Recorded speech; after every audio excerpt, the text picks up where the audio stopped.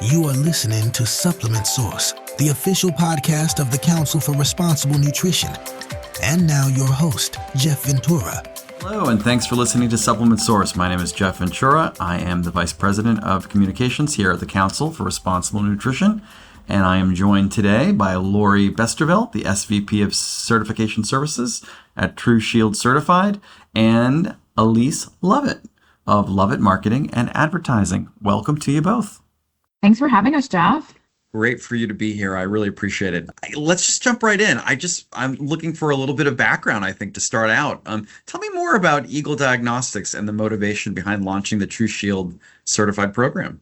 Yeah, sure. I'd be happy to talk a little bit about that. So Eagle Diagnostics is a subsidiary of the Sports Medicine Research and Testing Laboratory. It's kind of a mouthful, and we refer to that as SMRTL. So I would think of it like this. So SMRTL is the parent company, and Eagle Diagnostics is a company it owns and operates.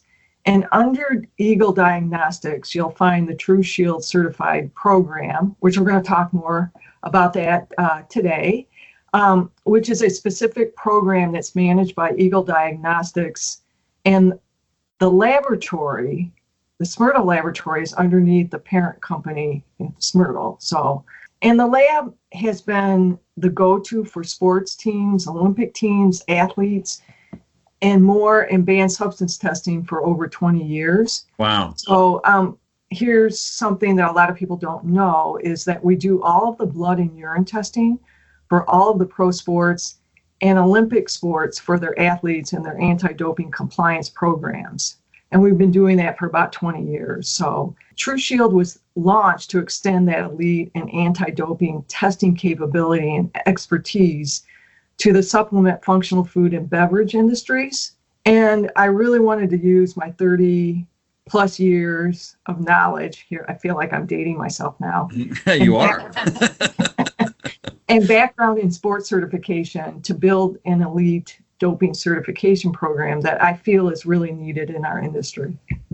Yeah, and I've heard it described as, sort of like a new gold standard in banned substance testing. What makes this program different from traditional third-party certifications in the supplement space?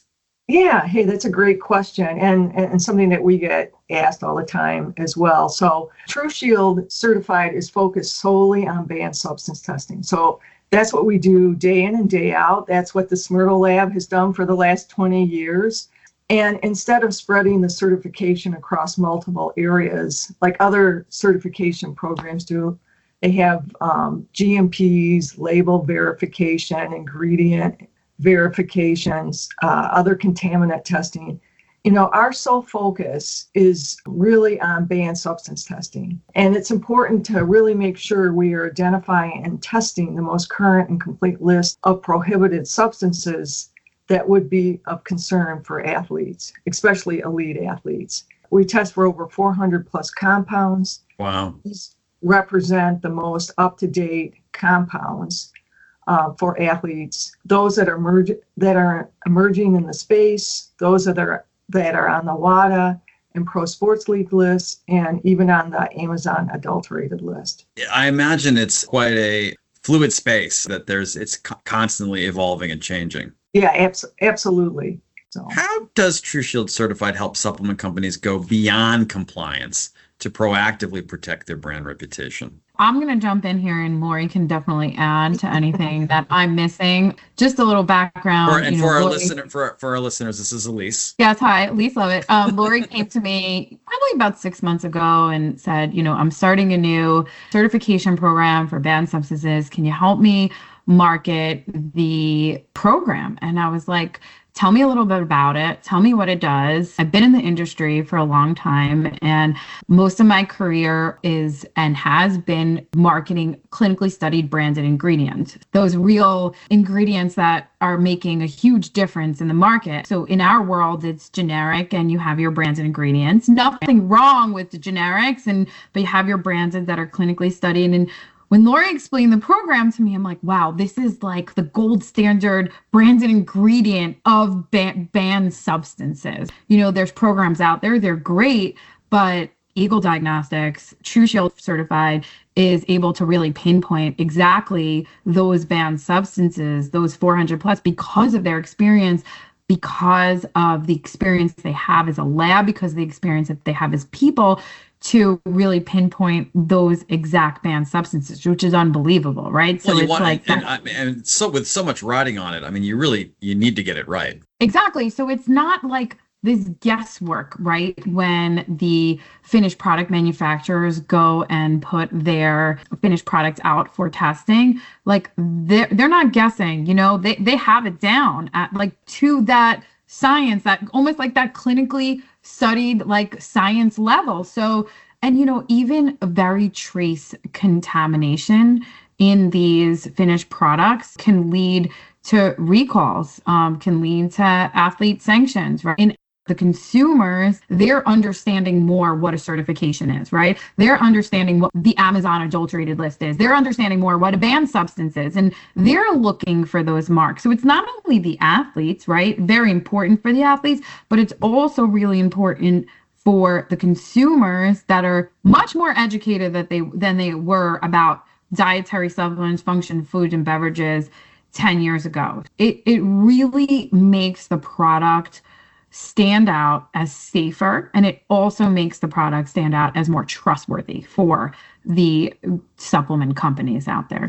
You've emphasized that this program is designed to complement but not duplicate as existing GMP label claim or contaminant testing. Why is that distinction important? Well, first of all, so there's a lot of certification programs on the market now, and they have a lot of good aspects to many of them, but most of the certifications look at what should be in the finished product. So for example, GMP, ingredient content, label claims, etc. And our program is focusing on what shouldn't be there, and that's banned substances, prohibitive substances that are on the list, WADA lists, pro sports lists. And the only way to do that is to really have a comprehensive and rigorous testing program. So, our program is the most up-to-date with the most recent list of banned contaminants. And we know, as Elyse was talking about, we know what to look for because we are testing for these substances in our lab day in and day out for anti-doping compliance programs used by pro sports leagues and Olympic sports. What we would like to do is, a lot of companies have their GMP programs, have their ingredient content, label claim programs. What we're trying to do is be additive. We don't want to be redundant. We want to be complementary to their quality management system programs that they already have. And so I think that's really important. And I think that having that flexibility in the marketplace is lacking right now.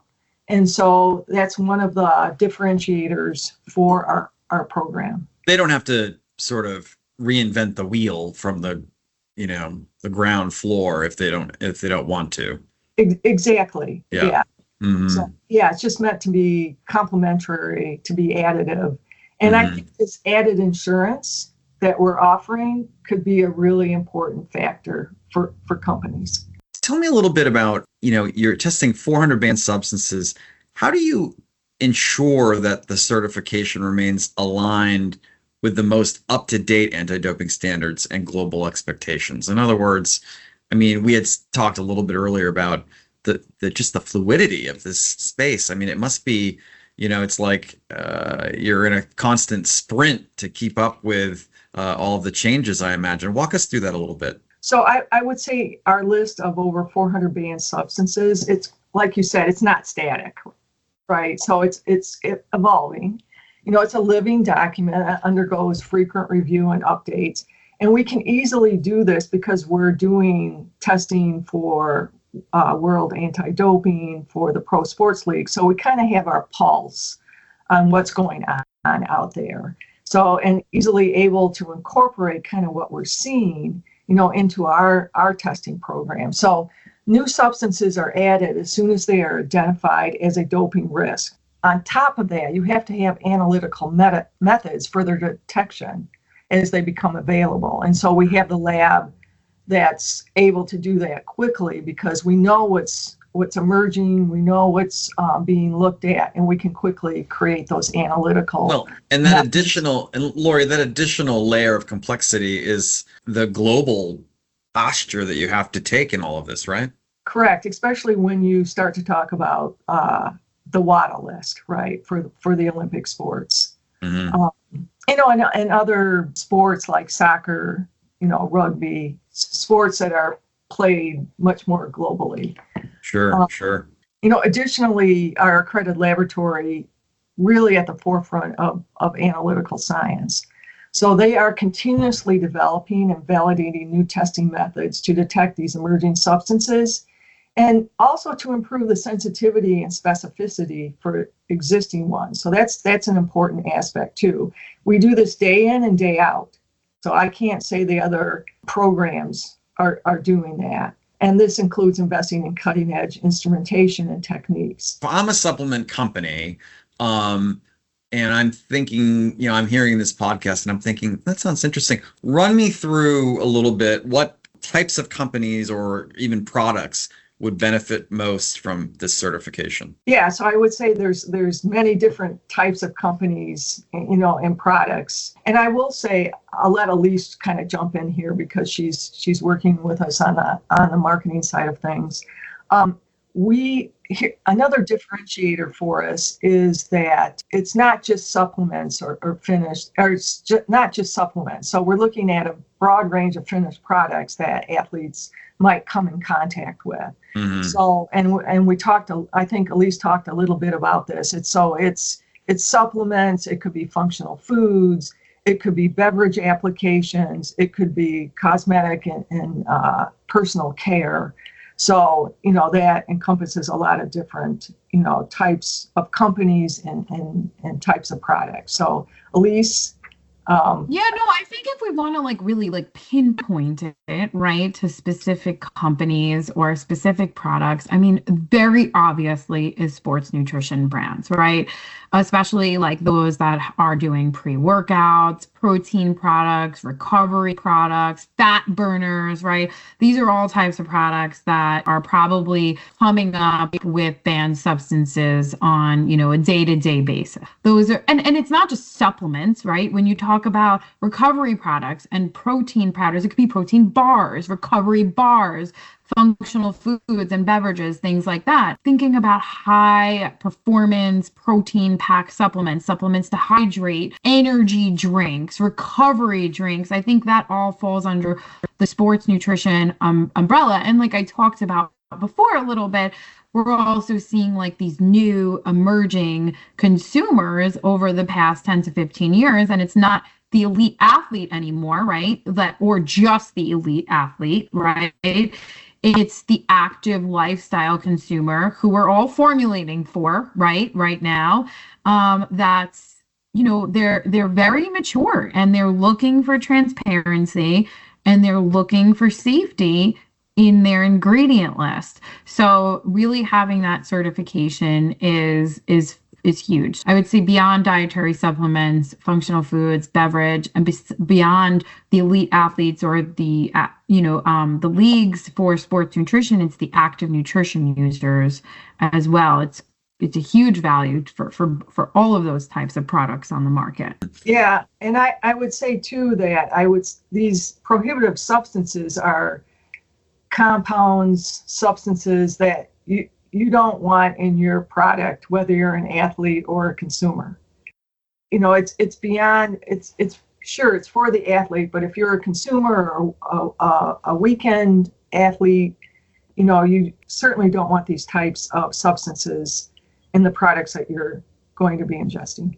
If you're a consumer, if you're a company, I should say, listening to this and now they're like, wow, I get it. What steps should they take if they're interested in becoming TruShield certified? How does that process typically, evolve and what does it involve? I would say the process is pretty seamless and easy. It's also less expensive than the other certification programs on the market.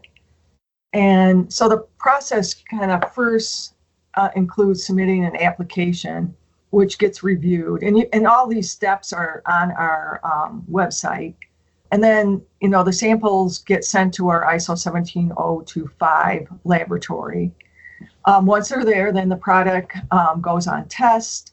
And if they pass, then the companies can use the TruShield certification logo on their products. And then I should also mention, it's a lot by lot testing program. The products then get listed on our website. So athletes, teams, leagues, consumers can find those products that have gone through the TruShield testing program. So it's easy. It's pretty easy. Well, consider me educated. This has been terrific, guys. I really do appreciate you both coming on the show. Elyse, Lovett, and Lori Westervelt from Eagle Diagnostics. Thank you so much. We really do appreciate your time today. Thank you, Jeff. It was great. Great conversation. We really appreciate it.